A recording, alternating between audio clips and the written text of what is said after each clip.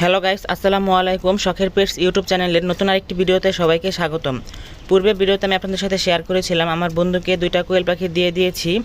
আর আপনাদেরকে আগেও একটা ভিডিওতে দেখিয়েছিলাম আমার বন্ধুর ছাদে সুন্দর সুন্দর কবুতর, খরগোশ পাখি আছে।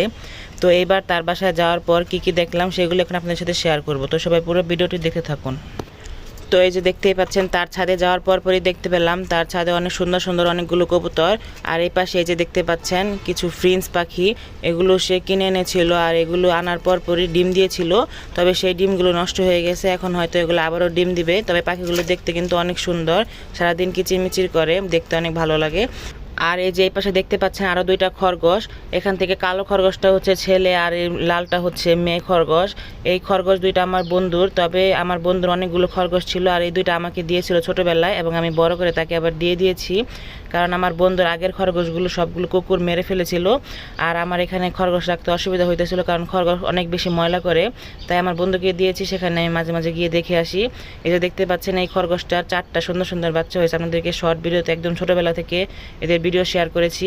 যে দেখতে পাচ্ছেন বাচ্চাগুলো কত সুন্দর চঞ্চল হয়েছে, কি সুন্দর করে এরা খেলা করে সারাদিন। দেখতে মাশাআল্লাহ অনেক সুন্দর লাগতেছিল। আর এই বাচ্চাগুলো বড় হলে এগুলোকে বিক্রি করে দেয়, শুধু ওই বড় খরগোশগুলাই রাখে। আর আমার বন্ধুর খরগোশগুলো কুকুর মেরে ফেলার পর সে বাজার থেকে আরও একটা যে সাদা খরগোশ কিনেছিল। দেখতে পাচ্ছেন এই খরগোশটারও সুন্দর সুন্দর কয়েকটা বাচ্চা হয়েছিল কিছুদিন আগে, এবং এগুলো বড় হয়ে যাওয়ার পর বিক্রি করে দিয়েছি, কারণ এগুলো সবগুলোই ছেলে খরগোশ ছিল। আর এগুলো কিন্তু দেখতে অনেক সুন্দর ছিল, দেখতেই পাচ্ছেন। আর এরপরে এই যে দেখতে পাচ্ছেন তার ছাদে আরও একটা কবুতর আছে। এইটা হলো লক্ষা কবুতর। এই কবুতরটা একটু অসুস্থ ছিল, যে কারণে এটাকে খাঁচায় আটকে রেখেছে, এবং এটা এখন সুস্থ হয়ে গেছে। তো এরপরে যে দেখতে পাচ্ছেন দুপুরবেলা আমার বন্ধু তার কবুতরগুলোকে খাবার দিতেছিল।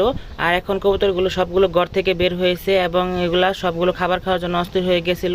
যে দেখতে পাচ্ছেন আমিও এই কবুতরগুলোকে অল্প অল্প খাবার ছিটিয়ে দিচ্ছিলাম। এই যেখানে তার এখানে বেশ কিছু জাতের কবুতর আছে, গিরিবাজ, গোল্লা, এছাড়া আরও অন্যান্য জাতের আছে। আর এই কবুতরগুলো দেখতে পাচ্ছেন খুব সুন্দর করে খাবার খাইতেছিল, এবং এগুলোর প্রায় প্রত্যেকটা খুবই ডিম বাচ্চা আছে। আপনারা সবাই আমার বন্ধুর কবুতরগুলোর জন্য মাশাআল্লাহ বলে যাবেন।